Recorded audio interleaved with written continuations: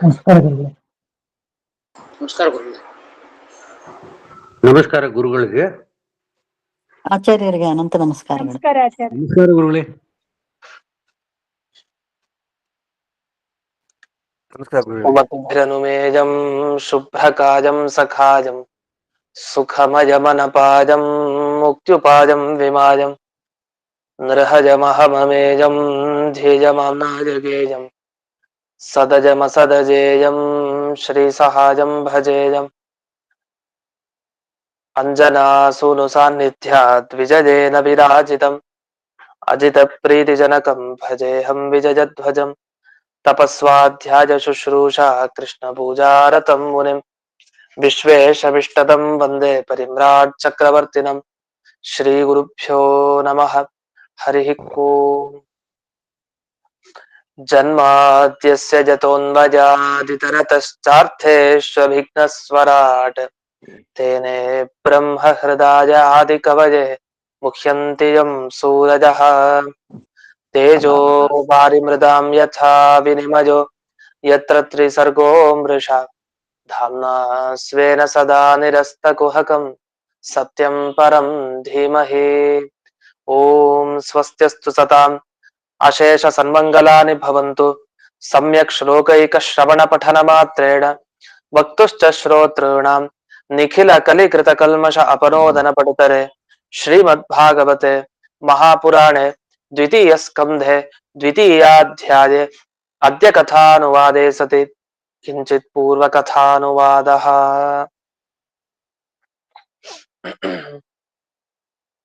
ಈಗ 2ನೇ ಸ್ಕಂದದ 2ನೇ ಅಧ್ಯಾಯದ ಮೊದಲನೇ ಶ್ಲೋಕ. ಶುಕಾಚಾರ್ಯರು ತಾವು ಪ್ರಾರಂಭ ಮಾಡ್ತಾ ಇದ್ದಾರೆ ಇದೊಂದು ಉಪದೇಶ ಕೊಡ್ಲಿಕ್ಕೆ. ಇಲ್ಲಿವರೆಗೆ ಆದ ವಿಷಯ ಏನು ಅಂತ ಇಲ್ಲಿ ತಿಳಿಸಿದ್ದಾರೆ. ಇಲ್ಲಿವರೆಗೆ ಏನಾಯ್ತು, ಈಗ ಮುಂದೆ ಏನ್ ಹೇಳಲಿಕ್ಕೆ ಹೊರಟಿದೀವಿ ಮೊದಲೇ ಹೇಳ್ಬಿಡ್ತಾರೆ. ಯಾವುದೇ ಅಧ್ಯಾಯವನ್ನ ಪ್ರಾರಂಭ ಮಾಡ್ಬೇಕಾದ್ರೆ ಈ ಟಿಪ್ಪಣಿ ನೋಡ್ಬೇಕು. ಯಾವತ್ತು ಶ್ಲೋಕ ನೋಡಿದಾಗ ಬರೀ ಶ್ಲೋಕದ ಅರ್ಥ ಗೊತ್ತಾಗತ್ತೆ, ಆದ್ರೆ ಅದಕ್ಕೆ ವಿವರಣೆ ಕಾಮೆಂಟ್ರಿಗಳೇನಿದೆ ಅದನ್ನ ಗಮನಿಸಿದಾಗ ಇಡೀ ಅಧ್ಯಾಯದಲ್ಲಿ ಮುಂದೆ ಏನ್ ಹೇಳ್ತಾರೆ ಅಂತ ಈಗಲೇ ಕೊಟ್ಬಿಡ್ತಾರೆ. ಸಮಗ್ರ 2ನೇ ಅಧ್ಯಾಯದಲ್ಲಿ ಏನ್ ಬರುತ್ತೆ, ಮೊದಲನೇ ಅಧ್ಯಾಯದಲ್ಲೂ ಹೀಗೆ ಹೇಳಿರ್ತಾರೆ, 3ನೇ ಅಧ್ಯಾಯಕ್ಕೆ ಬಂದ್ರೆ ಅಲ್ಲೂ ಹಾಗೆ ಹೇಳಿರ್ತಾರೆ, ಮೊದಲೇ ಹೇಳ್ಬಿಡ್ತಾರೆ ಇನ್ನು ಮುಂದೆ ಈ ಅಧ್ಯಾಯದಲ್ಲಿ ಇಷ್ಟು ವಿಷಯ ಹೇಳಲಿಕ್ಕೆ ಹೋಗ್ತಾರೆ, ಅದಕ್ ಬೇಕಾದ ವಿಷಯ ಇದು, ಅದನ್ನ ಈಗ ಶುರು ಮಾಡ್ತಾರೆ ಅಂತ ವಿವರಿಸಿ ಹೋಗ್ತಾರೆ. ಮೊದಲು ನಾವು ಶ್ಲೋಕವನ್ನ ನೋಡ್ಬಿಡೋಣ, ಆಮೇಲೆ ವಿವರಣೆ ನೋಡೋಣ. ವಿವರಣೆ ಸ್ವಲ್ಪ ದೀರ್ಘವಾಗಿರುತ್ತೆ ಈ 2ನೇ ಸ್ಕಂಧದಲ್ಲಿ. ಈಗ ಶುಕ ಉವಾಚ ಅನ್ನೋ ಮೊದಲನೇ ಶ್ಲೋಕ. ಏವಂ ಪುರಾ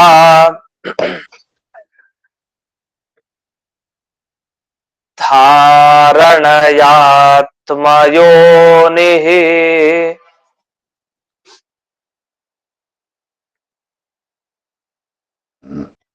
ನಷ್ಟಾಂ ಸ್ಮೃತಿಂ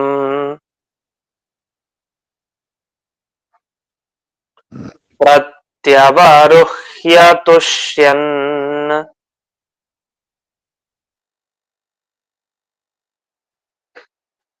ತಥಾ ಸಸರ್ಜೇದಂ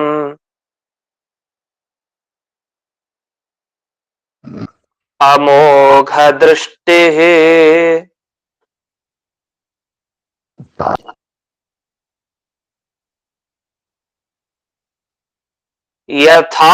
ಯಥಾಪ್ಯಯಾತ್ ಪ್ರಾಕ್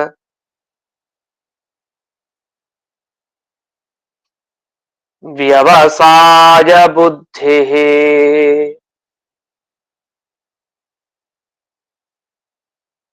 ಇಲ್ಲಿವರೆಗೆ ಏನ್ ಹೇಳಿದ್ರು ಅಂದ್ರೆ ಹಿಂದಕ್ಕೆ ಈ ವಿಷಯ ಬಂತು. ಈಗ ಟಿಪ್ಪಣಿ ವಿಚಾರ ಹೇಳಿ ಮುಂದಕ್ಕೆ ಆ ಶ್ಲೋಕದ ಅರ್ಥ ಹೇಳ್ತೀನಿ. ಈಗ ಶುರು ಏನ್ ಮಾಡ್ತಾ ಇದ್ದಾರೆ ಅಂದ್ರೆ ಇಲ್ಲಿವರೆಗೆ ಏನಾಯ್ತು ನೋಡಿ, ಒಂದು ಧಾರಣೆ ಮಾಡಿ ಅಂತ ಹೇಳಿದ್ರು. ಧಾರಣ ಅಂದ್ರೆ ಏನರ್ಥ, ಭಗವಂತನ ಒಂದೊಂದು ಅಂಗಗಳ ಚಿಂತನೆ ಅಷ್ಟೇ, ಅಲ್ಲಿ ಪೂರ್ತಿ ಇರಲ್ಲ. ದೇವರನ್ನ ಪೂರ್ಣ ಚಿಂತಿಸಿ ಅಂತಿರಲ್ಲ, ಅವನ ಪೂರ್ಣ ದೇಹ, ಸಮಗ್ರ ದೇಹ ಯೋಚನೆ ಮಾಡ್ಲಿಕ್ಕೆ ಕಷ್ಟ. ಅದಕ್ಕೊಂದು ಉಪಾಯ ಹೇಳಿದ್ರು, ನೀವು ಹೀಗೊಂದು ಕೆಲಸ ಮಾಡಿ, ದೇವರ ಒಂದೊಂದು ಭಾಗ ಯೋಚನೆ ಮಾಡ್ತಾ ಹೋಗಿ. ಒಂದು ಉಗುರ ಯೋಚನೆ ಮಾಡಿ, ಒಂದು ಬೆರಳ ಅದನ್ನೇ ಯೋಚನೆ ಮಾಡಿ, ಒಂದು ಇಡೀ ಕೈಯ ಅಷ್ಟೇ, ಒಂದು ಬಲಭುಜ ಅಷ್ಟು, ಎಡಭುಜ, ಎಡ ಭುಜದಲ್ಲಿ ಮತ್ತೆ ಅಲ್ಲಿ ಕೈಗಳು ಬೆರಳುಗಳು, ಮತ್ತೆ ಅವನ ನಾಭಿ, ಅವನ ಕಾಲು, ಹಿಮ್ಮಡಿ, ಮುಂದೆ ಅಂತೂ ಯಾವುದೇ ರೀತಿಯಲ್ಲಿ ಈ ರೀತಿ ಭಗವಂತನ ಒಂದೊಂದು ಅಂಗಗಳ ಧಾರಣ ಮಾಡಿ ಅಂತ, ಧ್ಯಾನ ಧಾರಣ ಅಂತ ಎರಡು ಬಂತು. ಧಾರಣ ಅನ್ನೋದ್ರಲ್ಲಿ ಖಂಡ ಸ್ಮೃತಿ ಎಲ್ಲ ಮಾಡಲ್ಲ, ಚೂರ್ ಚೂರ್ ಚೂರ್ ಚೂರ್ ಕೆಲವು ಅಂಗಗಳ ಧ್ಯಾನ ಮಾತ್ರ ಮಾಡ್ತಾರೆ, ಅದನ್ನ ಧಾರಣ ಅಂತ ಕರೀತಾರೆ. ಅದರಿಂದ ಧ್ಯಾನ ಅನ್ನೋ ಶಬ್ದವನ್ನೇ ಒಂದ್ ರೀತಿ ಬಳಸಬಾರ್ದು ಅನ್ನೋ ತರ ವಿವರಣೆ ಇದೆ. ಅಂತೂ ಇರ್ಲಿ, ಅರ್ಥ ಆಗ್ಲಿಕ್ಕೆ ನಾವು ಧಾರಣ ಅನ್ನೋದು ಒಂದ್ ರೀತಿ ಧ್ಯಾನ ಅಂತ ಇಟ್ಕೊಳ್ಳೋಣ. ಅಲ್ಲಿ ಏನ್ ಧಾರಣ ಮಾಡ್ಬೇಕು, ಯಾವ ಭಗವಂತನ ರೂಪ ಚಿಂತಿಸ್ಬೇಕು ಅಂತ ತಿಳಿಸಿದ್ರು. ವೈರಾಜ ಆಖ್ಯ ಸ್ಥೂಲ, ಅದು ಭಗವಂತನ ಸ್ಥೂಲ ರೂಪ. ಅದು ತುಂಬಾ ದೊಡ್ಡ ಆಕಾರದ ರೂಪ. ಬ್ರಹ್ಮಾಂಡವನ್ನ ಸಮಗ್ರ ವ್ಯಾಪಿಸಿಕೊಂಡ ವೈರಾಜ ಅನ್ನೋ ಹೆಸರಿನ ಭಗವಂತನ ಒಂದು ಧಾರಣ ಮಾಡಿ ಅಂತ ಇಲ್ಲಿವರೆಗೆ ತಿಳಿಸಿಕೊಟ್ರು. ಇದು ಹಿಂದಿನ ಅಧ್ಯಾಯದ ಕಥೆ ಆಯ್ತು. ಈಗ ಈ ಅಧ್ಯಾಯಕ್ಕೆ ಬಂದ್ರು. ಈ ಅಧ್ಯಾಯದಲ್ಲಿ ಏನ್ ಹೇಳ್ತಾರೆ, ತುಂಬಾ ಮುಖ್ಯ. ದ್ವಿತೀಯ ಸ್ಕಂದ ಭಾಗವತ ತುಂಬಾ ಮುಖ್ಯ. ಯಾವ ಅರ್ಥದಲ್ಲಿ ಇದೆ, ಧ್ಯಾನ ಪ್ರಕ್ರಿಯೆ. ನಾವು ಧ್ಯಾನ ಮಾಡೋದು ಹೇಗೆ ಅಂತ ವಿಚಾರ ಮಾಡ್ತಾ ಇರ್ತೀವಿ, ಹೇಗ್ ಮಾಡ್ಬೇಕು ಅಂತ ಶುಕಾಚಾರ್ಯರೇ ತಿಳಿಸ್ತಾ ಇದ್ದಾರೆ. ಶುಕಾಚಾರ್ಯರು ಮನೋನಿಯಾಮಕರು. ಮನಸ್ಸಿನಿಂದ ನಾವು ಮಾಡಬೇಕಾದ ಧ್ಯಾನ ಏನಿದೆ ಅದು ಯಾವ ತರ ಏನ್ ಮಾಡ್ಬೇಕು ಅದನ್ನ ಎಷ್ಟು ಸೊಗಸಾಗಿ ತಿಳಿಸ್ತಾ ಇದ್ದಾರೆ. ಅದನ್ನ ನೇರವಾಗಿ ಶುಕಾಚಾರ್ಯ ನಮ್ಗೆ ಉಪದೇಶ ಕೊಟ್ಟಿದ್ದಾರೆ, ಯಾವ ರೀತಿ ಮಾಡ್ಬೇಕು ಧ್ಯಾನ. ಅದು ದ್ವಿತೀಯ ಸ್ಕಂದ ಭಾಗವತದಲ್ಲಿ ಸಿಗೋ ವಿಷಯ, ತುಂಬಾ ಅಪರೂಪದ ವಿಷಯ. ಇವ್ರು ಹೇಳಿದ್ದೇನು, ಇಲ್ಲಿವರೆಗೊಂದು ಸ್ಥೂಲ ರೂಪದ ಬಗ್ಗೆ ಹೇಳಿದ್ರು. ಈಗ ಸೂಕ್ಷ್ಮ ರೂಪದ ಬಗ್ಗೆ, ಚಿಕ್ಕ ರೂಪ, ಸೂಕ್ಷ್ಮ ರೂಪದ ಚಿಂತನೆ ಹೇಳ್ತಾರೆ. ಅದು ಸೂಕ್ಷ್ಮ ರೂಪ ಅಂದ್ರೆ ಅದ್ರ ವಿವರಣೆ ಮುಂದಕ್ಕೆ ಬರುತ್ತೆ, ಅದ್ ಹೇಗೆ ಅಂತ. ಯಾವ ರೀತಿ ಚಿಂತನೆ ಮಾಡ್ಬೇಕು ಇದನ್ನ ಅಂದ್ರೆ, ಎಲ್ಲರ ಹೃದಯ ಕಮಲ ಕರ್ಣಿಕೆಯ ಒಳಗಡೆ ದೇವರಿರ್ತಾನೆ ಅಂತ ಒಂದು ಶಬ್ದ ಹಾಕ್ತಾರೆ.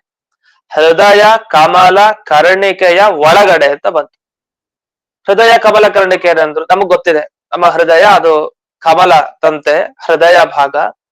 ಆ ಹೃದಯ ಕಮಲದ ಒಂದು ಮಧ್ಯಭಾಗದಲ್ಲಿ ಏನು ಇರತ್ತೆ, ಕಮಲದ ಮಧ್ಯಭಾಗ ನೋಡಿರ್ಬೋದು. ಆ ಮಧ್ಯಭಾಗದ ಒಂದು ಏನು ಕರ್ಣಿಕೆ ಇದೆ, ಆ ಮಧ್ಯಭಾಗದಲ್ಲಿ ಒಳಗಡೆ ದೇವರಿರ್ತಾನೆ. ಹೀಗೆ ಒಂದು ದೊಡ್ಡ ಕಮಲ, ಹೃದಯನೇ ನಮ್ಮ ಹೃದಯವೇ ಕಮಲ, ಅದು ಎಲ್ಲರ ಹೃದಯ.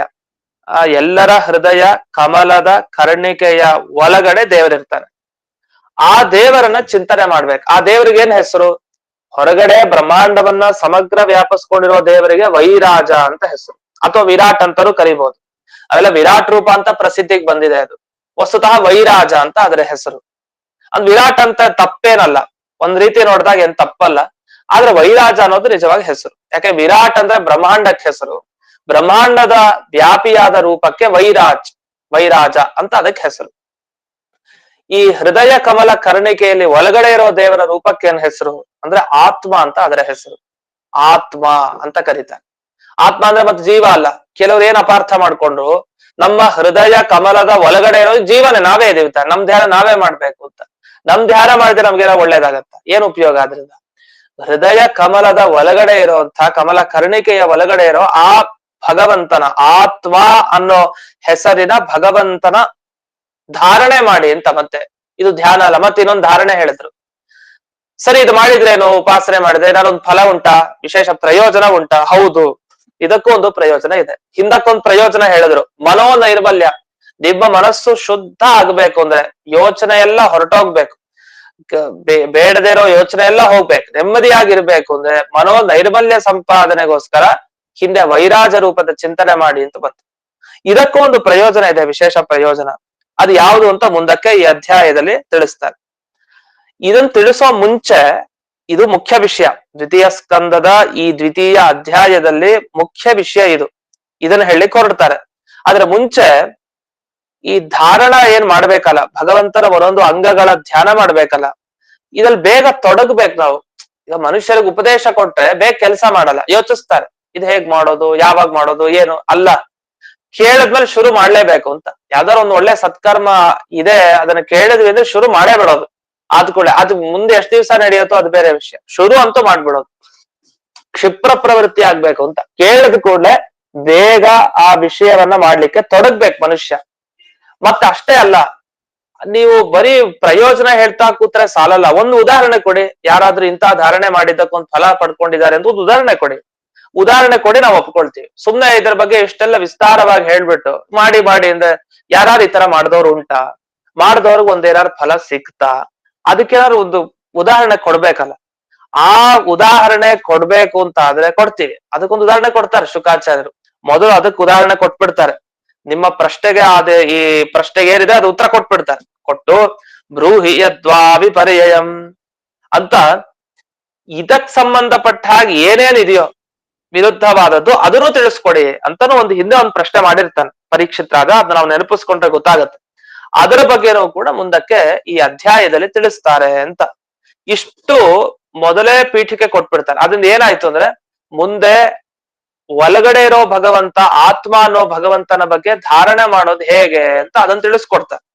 ಅದು ತಿಳಿಸೋ ಮುಂಚೆ ಧಾರಣ ಮಾಡಿ ಒಬ್ರು ಫಲ ಪಡ್ಕೊಂಡ್ಬಿಟ್ಟಿದ್ದಾರೆ, ಅವ್ರು ಒಳ್ಳೆ ಫಲ ಆಗಿದೆ, ಒಳ್ಳೆ ಪ್ರಯೋಜನ ಸಿಕ್ಕಿದೆ ಅಂತ ಅವ್ರ ಬಗ್ಗೆ ಒಂದ್ ಮಾತು ಹೇಳ್ತಾರೆ. ಮಾತು ಹೇಳಿ ಮುಂದಕ್ಕೆ ಹೋಗ್ತಾರೆ. ಅದರ ಮಧ್ಯದಲ್ಲಿ ಪರೀಕ್ಷಿತ್ ರಾಜರ ಇನ್ನೊಂದು ಪ್ರಶ್ನೆಗೂ ಉತ್ತರ ಕೊಡ್ಲಿಕ್ಕೆ ಹೋಗ್ತಾರೆ ಈ ಅಧ್ಯಾಯದಲ್ಲಿ. ಇಷ್ಟಿದೆ ವಿಷಯ. ಇದು ವಿಜಯಧ್ವಜ ತೀರ್ಥರು ತಾವು ವಿವರಣೆ ಮಾಡಿದ್ದು ಕ್ರಮ. ಇನ್ನೊಬ್ರು ಹೇಳ್ತಾರೆ ಈ ಅಧ್ಯಾಯದಲ್ಲಿ ಏನ್ ಹೇಳ್ತಾರೆ, ಒಬ್ರು ಒಬ್ಬೊಬ್ರು ಒಂದೊಂದು ದೃಷ್ಟಿಯಲ್ಲಿ. ಇವ್ರು ಹೇಳ್ತಾರೆ ಇಲ್ಲಿವರೆಗೆ ಏನ್ ಹೇಳಿದ್ರು ಅಂದ್ರೆ ಮನಸ್ಸಿನ ಜಯ, ಮನೋ ನೈರ್ಮಲ್ಯ ಅಂತ ಅಲ್ಲೊಂದು ಕಡೆ ಹೇಳ್ತಾರೆ. ಇಲ್ಲಿ ಮನಸ್ಸಿನ ಜಯ, ಮನಸ್ಸನ್ ಗೆಲ್ಬೇಕಾ? ಹಿಂದೆ ಹೇಳಿದ ವೈರಾಜ ರೂಪ ಚಿಂತನೆ ಮಾಡಿ. ಮನಸ್ಸು ಗೆಲ್ಬೇಕು ಅಂದ್ರೆ ವೈರಾಜ ಅನ್ನೋ ಆ ಸ್ಥೂಲ ರೂಪ, ದೊಡ್ಡ ರೂಪದ ಚಿಂತನೆ ಮಾಡಿ. ಇದು ಅವರವರ ಯೋಗ್ಯತೆಗೆ ತಕ್ಕಂತೆ ಧ್ಯಾನ. ಇದು ಸ್ವಯೋಗ್ಯ ಧ್ಯಾನ ಅಂತ ಕರಿಬಹುದು. ಬೇಕಾದ್ರೆ ಧಾರಣ ಅನ್ನೋದಕ್ಕೆ ಇನ್ನೊಂದು ಹೆಸರು ಸ್ವಯೋಗ್ಯ ಧ್ಯಾನ. ಎಷ್ಟು ಯೋಗ್ಯತೆ ಇದೆಯೋ ಅಷ್ಟು ಅಂಗಗಳ ಧ್ಯಾನ ಮಾಡೋದು, ಇದನ್ನು ಧಾರಣ ಅಂತ ಕರಿಬಹುದು. ವಾಸ್ತವಿಕವಾಗಿ ಇದನ್ನೆಲ್ಲ ಹಿಂದೆ ಹೇಳಿದ್ದಾರೆ. ಅದರ ಬಗ್ಗೆನೇ ಇದು ವಿಸ್ತಾರವಾಗಿ ತಿಳಿಸ್ತಾರೆ. ಇನ್ನು ಸ್ವಲ್ಪ ಬಿಡಿಸಿ ವಿಷಯಗಳನ್ನ ಹೇಳ್ತಾ ಹೋಗ್ತಾರೆ. ಅಲ್ಲಿ ವಿಶ್ವಾಸ ಬರ್ಬೇಕಲ್ಲ, ಇದನ್ನ ಮಾಡ್ಬೇಕು ಅಂತ. ಅದಕ್ಕೋಸ್ಕರ ಒಬ್ರು ಫಲ ಪಡ್ಕೊಂಡಿದ್ದಾರೆ ಅಂತ ಶುರು ಮಾಡ್ತಾರೆ. ಯಾರು ಈ ಫಲ ಪಡ್ಕೊಂಡಿರ್ಲಿಕ್ಕೆ ಸಾಧ್ಯ? ಯೋಚಿಸಿ, ಯಾರಿರ್ಬೋದು? ಸಮಗ್ರ ಬ್ರಹ್ಮಾಂಡದ ಆ ಸ್ಥೂಲ ರೂಪ ಚಿಂತನೆ, ವೈರಾಜ ಅನ್ನೋ ರೂಪ ಧಾರಣ ಮಾಡ್ಬೇಕು, ಚಿಂತನಿಸ್ಬೇಕು ಅಂತಂದ್ರೆ, ಚಿಂತಿಸ್ಬೇಕು ಅಂದ್ರೆ ಅಂಥ ದೊಡ್ಡ ವ್ಯಕ್ತಿತ್ವ ಯಾರ್ದು? ಸಾಮಾನ್ಯ ವ್ಯಕ್ತಿ ಅಲ್ಲ, ಅವರು ತುಂಬಾ ದೊಡ್ಡ ವ್ಯಕ್ತಿ. ಅದು ಯಾರು ಅಂದ್ರೆ ಹೇಳ್ತಾರೆ, ಏವಂ ಪುರಾ ಧಾರಣಯಾತ್ಮ ಯೋನಿಹಿ. ಏವಂ ಪುರ, ಅದು ಹಿಂದಕ್ಕೆ ಒಬ್ರು ಮಾಡಿದ್ರು ಈ ಧಾರಣೆಯನ್ನ. ಶುಕಾಚಾರ್ಯ ಹೇಳ್ತಾ ಇರೋದು ಆತ್ಮ ಯೋನಿಹಿ. ಅದು ಯಾರು ಅಂದ್ರೆ ಆತ್ಮ ಯೋನಿಹಿ, ಅವ್ರು ಮಾಡಿದ್ರು ಅಂತ. ಆತ್ಮ ಯೋನಿ ಅಂದ್ರೆ ಯಾರು? ಆತ್ಮ ಅಂದ್ರೆ ಪರಮಾತ್ಮ. ಪರಮಾತ್ಮನೇ ಯಾರ ಹುಟ್ಟಿಗೆ ಕಾರಣನೋ ಅವನು. ಹಾಗಾದ್ರೆ ಯಾರವರು ಅಂತ ಪ್ರಶ್ನೆ. ಹಾಗಾದ್ರೆ ಯಾರಂತಂದ್ರೆ ಪರಮಾತ್ಮ ಯಾರ ಹುಟ್ಟಿಗೆ ಕಾರಣ ಆಗಿದ್ದಾನೆ? ಅವನ ನಾಭಿ ಕಮಲದಿಂದ ಒಬ್ಬ ಹುಟ್ಟಿದ. ಅದು ಯಾರು? ಮೊದಲನೇ ಮಗು, ಪರಮಾತ್ಮನ ಮಗು ಯಾರು? ಚತುರ್ಮುಖ ಬ್ರಹ್ಮದೇವರು. ಹಾಗಾದ್ರೆ ಬ್ರಹ್ಮದೇವರು ಆ ಧಾರಣ ಮಾಡಿದ್ದಾರೆ. ಆ ನಾಭಿ ಕಮಲದಿಂದ ಹುಟ್ಟಿದ ಆ ಬ್ರಹ್ಮದೇವರು, ದೇವರಿಂದ ಬಂದವರು, ಆತ್ಮ ಯೋನಿ ಅಂತ ಏನು ಕರಿತೀವಿ, ಬ್ರಹ್ಮದೇವರಿಗೆ ಹೆಸರು. ಅವರು ತಾವು ಮಾಡಿದ್ರಂತೆ ಈ ಧಾರಣೆಯನ್ನ. ಅವ್ರು ಯಾಕೆ ಮಾಡಿದ್ರು? ಅವ್ರಿಗೇನ ಮರೆತಿದ್ರ ಅಂತ.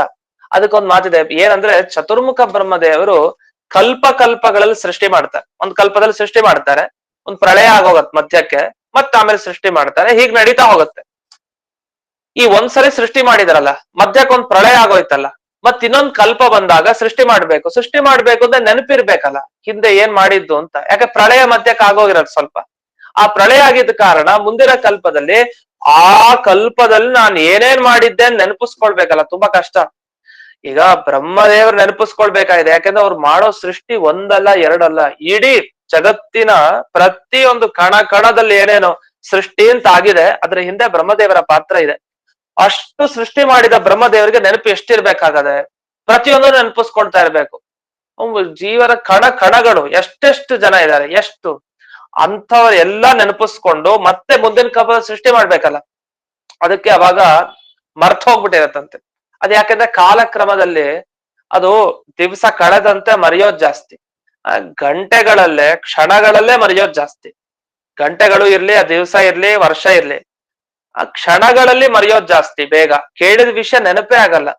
ಅಂಥದ್ರಲ್ಲಿ ಅವ್ರು ಏನೇನ್ ಮಾಡಿದ್ರು ಅಂತ ನಾವು ಮಾಡಿದಾರೋ ನಮ್ಗೆ ನೆನಪಿರ್ಬೇಕಲ್ಲ. ಒಂದ್ ಸ್ವಲ್ಪ ಮಾಡಿದ್ರೆ ನೆನಪಿರತ್ತೆ. ತುಂಬಾ ಜಾಸ್ತಿ ಕೆಲಸ ಮಾಡ್ತಾ ಇದ್ರೆ ಮರ್ತ್ ಹೋಗ್ತಾ ಇರತ್ತೆ, ನೆನಪಿರಲ್ಲ. ಅಂತಂದ್ರೆ ಆದ್ರೆ ಬ್ರಹ್ಮದೇವರಿಗೆ ಹೀಗಾಯ್ತಂತ. ಏನು? ಅದು ಕಾಲಕ್ರಮ ಆಗೋಯ್ತು. ಒಂದು ಕಲ್ಪ ಆಯ್ತು, ಸೃಷ್ಟಿ ಮಾಡಿದ್ದಾರೆ. ಮಧ್ಯಕ್ಕೆ ಪ್ರಳಯ ಒಂದ್ ಸ್ವಲ್ಪ ಆಯ್ತು, ಮತ್ ಮುಂದಿನ ಕಲ್ಪದಲ್ಲಿ ಸೃಷ್ಟಿ ಮಾಡ್ಬೇಕಾಗ್ ಬಂತು. ಪ್ರಳಯ ಆಗೋ ಒಂದೇ ಸಂದರ್ಭ ಬಂತಲ್ಲ, ಆ ಟೈಮ್ನಲ್ಲೆಲ್ಲ ಸ್ವಲ್ಪ ಕಾಲಕ್ರಮದಿಂದ ಮರ್ತ್ ಹೋಗ್ಬಿಟ್ಟಂತೆ. ನೆನಪಾಗ್ತಾ ಇಲ್ಲ. ಈಗ ಸೃಷ್ಟಿ ಮಾಡ್ಬೇಕು, ದೇವರ ಆಜ್ಞೆ ನೆರವೇರಿಸ್ಬೇಕು, ಏನ್ ಮಾಡೋದು? ಆಗ ದೇವರ ಧ್ಯಾನ ಮಾಡ್ಲಿಕ್ಕೆ ಶುರು ಮಾಡಿದ್ರು. ಧ್ಯಾನ ಅಂದ್ರೆ ಎಂತ ಧ್ಯಾನ? ಧಾರಣೆ. ಧಾರಣೆ ಮಾಡ್ಲಿಕ್ಕೆ ಶುರು ಮಾಡಿದ್ರಂತೆ. ಧಾರಣೆ ಮಾಡಿದ್ದೆ ತಡ ಬಹಳ ಸಂತೋಷ ಆಗೋಯ್ತಂತೆ. ಯಾರಿಗೆ? ಇವ್ರಿಗೆ ಬ್ರಹ್ಮದೇವರಿಗೆ. ಯಾಕೆ ಅಂದ್ರೆ ಹಿಂದಿನ ಕಲ್ಪದಲ್ಲಿ ಏನೇನೇನ್ ಮಾಡಿದ್ದೆ ಅಂತ ಒಂದು ಚೂರು ಆಚೆ ಈಚೆ ಇಳಿದೇನೆ ಎಲ್ಲ ಹಾಗೆ ನೆನಪು ಆಗೋಯ್ತಂತೆ. ಧಾರಣೆ ಮಾಡಿದ ಕೂಡ್ಲೆ, ಅದು ಮಾಡಿದ ಕೂಡ್ಲೆ ಅಮೋಘ ದೃಷ್ಟಿ, ಅವ್ರಿಗೆ ಬಂದ ದೃಷ್ಟಿ ಇದೆಯಲ್ಲ, ಜ್ಞಾನ, ಅದು ಅತ್ಯದ್ಭುತ. ಈ ಕಲ್ಪದಲ್ಲೂ ಮತ್ತಿನ್ನೇನ್ ಮಾಡ್ಬೇಕು ಅಂತ ಚೆನ್ನಾಗಿ ಸ್ಪಷ್ಟವಾಗಿದೆ. ಯಾವ ಸಮಯದಲ್ಲಿ, ಯಾವ ಕ್ಷಣದಲ್ಲಿ, ಯಾವ ಸೃಷ್ಟಿ ಮಾಡಿದೆ ನಾನು, ಪ್ರತಿಯೊಂದು ಪದಾರ್ಥಗಳ ಸೃಷ್ಟಿಯ ಬಗ್ಗೆ ಚೆನ್ನಾಗಿ ಜ್ಞಾನ ಬಂತಂತೆ ಆ ಧಾರಣೆಯಿಂದ. ಹಿಂದೆ ಯಾವ ರೀತಿ ಮಾಡಿದ್ರೋ ಆ ರೀತಿಯೇ ಮುಂದೆ ಕಲ್ಪದಲ್ಲೂ ಸೃಷ್ಟಿ ಮಾಡಿದ್ರು ಅಂತ. ಹಾಗಾದ್ರೆ ಇದರಿಂದ ಫಲ ಏನು ಅಂದ್ರೆ, ನಾವು ಧಾರಣೆ ಮಾಡಿದ್ರೆ ಹಿಂದೆ ಏನೇನು ಮರ್ತ್ ಹೋಗಿರ್ತೀವಲ್ಲ, ಯಾವ್ಯಾವ ಕ್ಷಣದಲ್ಲಿ ಏನೇನು ಮರ್ತ್ ಹೋಗಿರ್ತೀವಿ, ಮತ್ತೆ ಅದೆಲ್ಲ ದಿವ್ಯ ದೃಷ್ಟಿ ರೂಪದಲ್ಲಿ ಮತ್ತೆ ಸರಿಯಾಗಿ ನಮ್ಮ ಮನಸ್ಸಿಗೆ ಬರುತ್ತದೆ. ಹಾಗಾದ್ರೆ ಕಾಲಕ್ರಮದಿಂದ ನಾವೇನೇನು ಕಳ್ಕೊಂಡಿರ್ತೀವಿ ಅದೆಲ್ಲ ಧಾರಣೆಯ ಮುಖಾಂತರ ಮತ್ತೆ ಪಡಿಬಹುದು.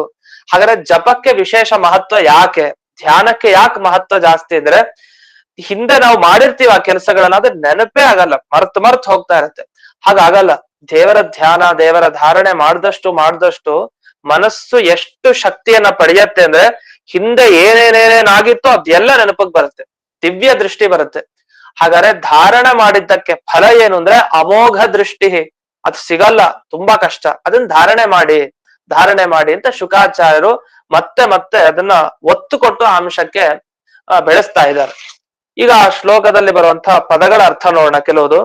ಯಥಾಪ್ಯಯಾತ್ ಪ್ರಾಗ್ ವ್ಯವಸಾಯ ಬುದ್ಧಿ. ಪ್ರಾಕ್ ಮೊದಲು ಪಡೆದಿದ್ರು ವ್ಯವಸಾಯ ಬುದ್ಧಿ ಅಂತ. ವ್ಯವಸಾಯ ಅಂದ್ರೆ ಸೃಷ್ಟಿ ಮಾಡುವಂತಹ ಬುದ್ಧಿ. ಸೃಷ್ಟಿ ಮಾಡಬೇಕು ಅಂತ ಪ್ರಯತ್ನ ಪಡ್ತಾ ಇದ್ದಾರೆ, ಸೃಷ್ಟಿ ಮಾಡಬೇಕು ಅಂತ ಅವರು ಪ್ರಯತ್ನ ಪಟ್ಟಿದ್ದಾರೆ. ಆಗ ಮನಸ್ಸು ಬಂದಾಗ ಹಿಂದೆ ಬ್ರಹ್ಮದೇವರು ತುಷ್ಯನ್ ಸಂತೋಷ ಪಟ್ರಂತೆ. ಯಾಕೆ ಸಂತೋಷ ಪಟ್ರು ಅಂತಂದ್ರೆ, ನಷ್ಟಾಂ ಸ್ಮೃತಿ, ಹಿಂದಿನ ಕಲ್ಪದಲ್ಲಿ ನಾನು ಹೇಗ್ ಸೃಷ್ಟಿ ಮಾಡಿದ್ದೇನೆ ಮರ್ತ್ ಹೋಗಿದೆ. ಒಂದಲ್ಲ ಎರಡಲ್ಲ, ಅನಂತ ಸೃಷ್ಟಿ ಅವ್ರದ್ದು.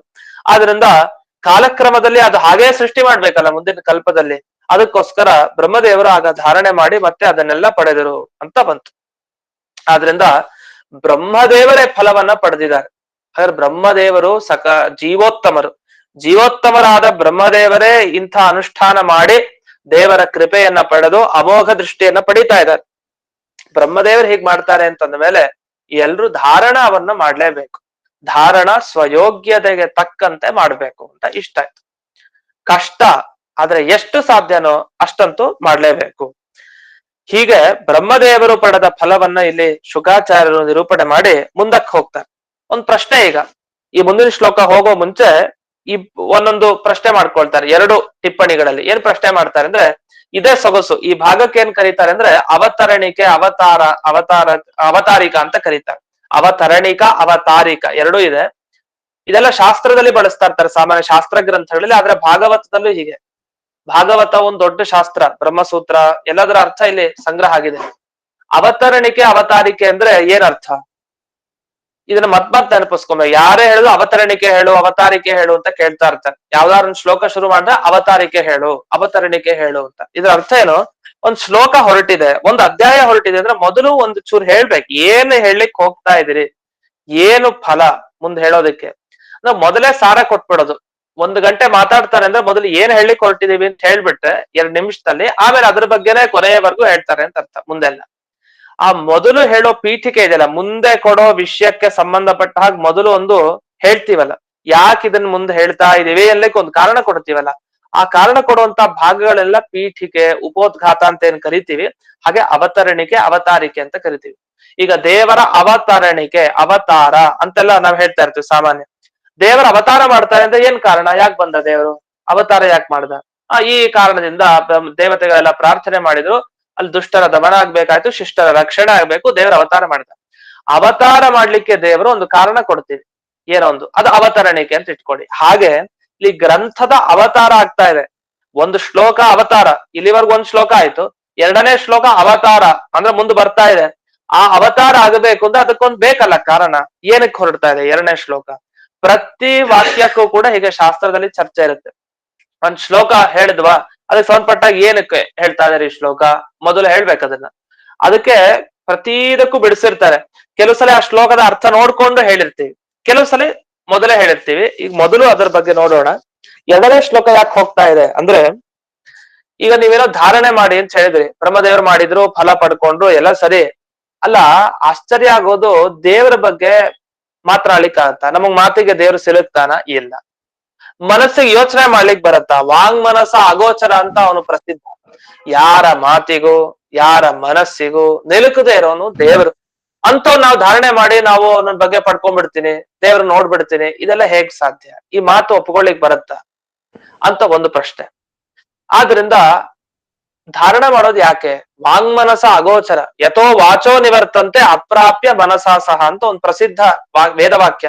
ವೇದವಾಕ್ಯ ಏನ್ ಹೇಳ್ತು ಅಂದ್ರೆ, ನನ್ನ ಮಾತುಗಳೆಲ್ಲ ಹಿಂದೆ ಹೋಗ್ತಾ ಇದೆ, ದೇವ್ರ ಹತ್ರನೇ ಹೋಗ್ತಾ ಇಲ್ಲ ಅಂತ. ಅದರ ಅರ್ಥ ಯಥೋ ವಾಚೋ ನಿವರ್ತಂತೆ, ನನ್ನ ಮಾತುಗಳು ಕಡಿಮೆ ಆಗ್ತಾ ಇದೆ. ಹೆಂಗ್ ಹೊಗಳೋದು ದೇವ್ರ ಬಗ್ಗೆ ಯೋಚಿಸ್ತಾ ಇದೆ ಅಂತೆ ವೇದವಾಕ್ಯ. ಯಾಕಂದ್ರೆ ಎಷ್ಟು ಹೊಗಳಿದ್ರು ನನ್ನ ಮಾತು ಪೂರ್ಣತೆಯನ್ನ ಪಡಿತಾ ಇಲ್ಲ, ಹಿಂದೆ ಹೋಗ್ತಾ ಇದೆ. ತುಂಬಾ ಒಬ್ಬರ ಬಗ್ಗೆ ಏನು ಇಲ್ದೇನೆ ಹೊಗಳ್ತಾ ಇರ್ತಾರೆ.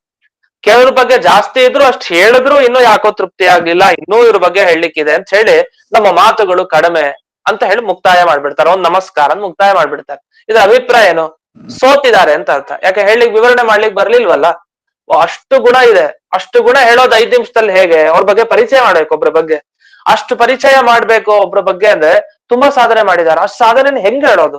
ಕೊನೆಗೆ ಇಲ್ಲ, ಇದೆಲ್ಲ ಹೇಳಲಿಕ್ಕೆ ಅಸಾಧ್ಯವಾದ ಮಾತು, ನಮಸ್ಕಾರ ಅಂದ್ ವಾಪಸ್ ಬಂದ್ಬಿಡೋದು ಅಷ್ಟೇ. ಅದನ್ನ ಮೊದಲೇ ಹೇಳಲಿಕ್ಕೆ ಅಸಾಧ್ಯ, ನಮಸ್ಕಾರ ಅಂತ ಬಂದ್ರೆ ಉಪಯೋಗ ಇಲ್ಲ. ಸ್ವಲ್ಪ ಪರಿಚಯ ಮಾಡ್ಬೇಕ.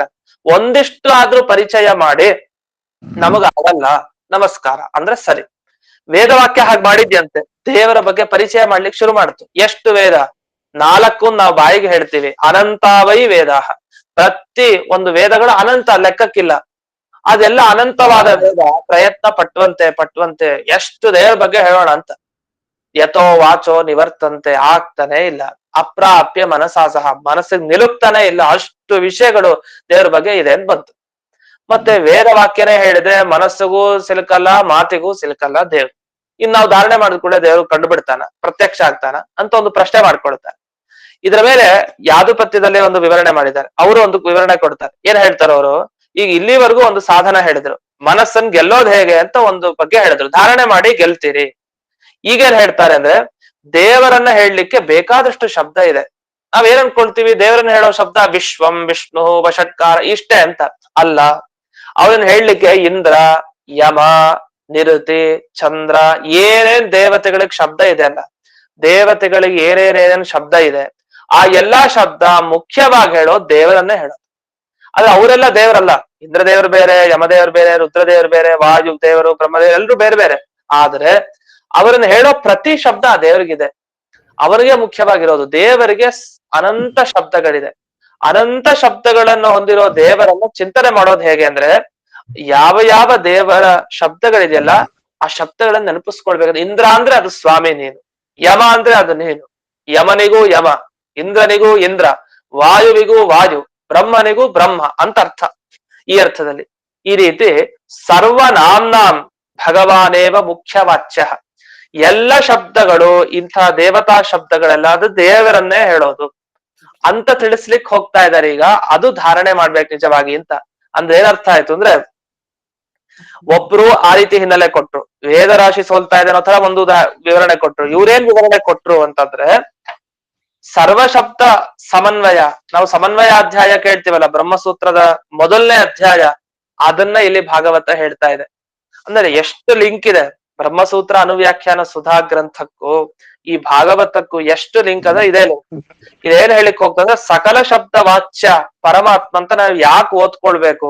ಇಂದ್ರ ಅಂದ್ರೆ ಭಗವಂತ, ಯಮ ಅಂದ್ರೆ ಭಗವಂತ, ನಿರತಿ ಅಂದ್ರೆ ಯಾಕೆ ಭಗವಂತ ಅಂತ ಹೇಗ ಅರ್ಥ? ಅದನ್ನ ನಾವು ಬ್ರಹ್ಮಸೂತ್ರದ ಸಮನ್ವಯಾಧ್ಯಾಯದಲ್ಲಿ ನೋಡ್ಬೇಕು. ಮೊದಲನೇ ಅಧ್ಯಾಯದಲ್ಲಿ ಸುಧಾ ಗ್ರಂಥ ಅನುವ್ಯಾಖ್ಯಾನ ಬ್ರಹ್ಮಸೂತ್ರ ಅಲ್ಲೆಲ್ಲ ವಿವರಣೆ ಮಾಡಿರ್ತಾರೆ. ಆ ಸಮನ್ವಯಾಧ್ಯಾಯ ಯಾಕೆ ಓದ್ಬೇಕು ಅಂದ್ರೆ, ಧಾರಣೆ ಮಾಡ್ಬೇಕಲ್ಲ ನೀವು. ಧಾರಣೆ ಮಾಡ್ಬೇಕು, ಭಗವಂತನ ಬಗ್ಗೆ ಸ್ವಯೋಗ್ಯ ಧ್ಯಾನ ಮಾಡ್ಬೇಕು ಅಂತ ಆದ್ರೆ ಆ ಸಮನ್ವಯಾಧ್ಯಾಯ ಓದ್ಲೇಬೇಕು. ಯಾಕೆ ಇಲ್ಲಿ ಹೇಳ್ತಾರೆ ಭಾಗವತಲ್ಲಿ ನೋಡಿ, ಯಾವ್ದೇ ಶಬ್ದ ಇದ್ರು ಅದು ದೇವರನ್ನ ಹೇಳ್ತಾ ಇದೆ. ಹೆಂಗ್ ತಿಳ್ಕೊಳ್ಳೋದು ಇದನ್ನ? ಬ್ರಹ್ಮಸೂತ್ರದ ಸುಧಾದ ಅನುವ್ಯಾಖ್ಯಾನದ ಸಹಕಾರ ಇಲ್ಲದೆ ಹೋದ್ರೆ ಭಾಗವತದ ಈ ಚಿಂತನೆ ಮಾಡೋದು ಹೇಗ್? ನಾವು ಸುಮ್ನೆ ಓದ್ಬೇಕಷ್ಟೇ, ಹೇಗ್ ಚಿಂತನೆ ಮಾಡೋದು?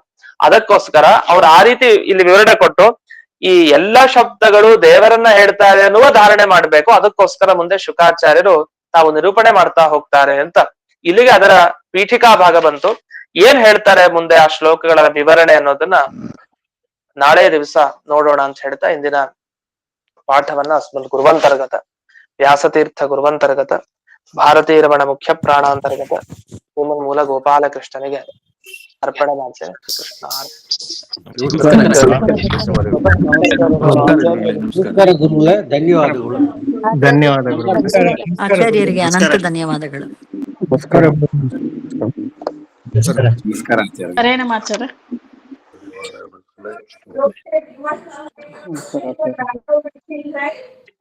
ನಮಸ್ಕಾರ.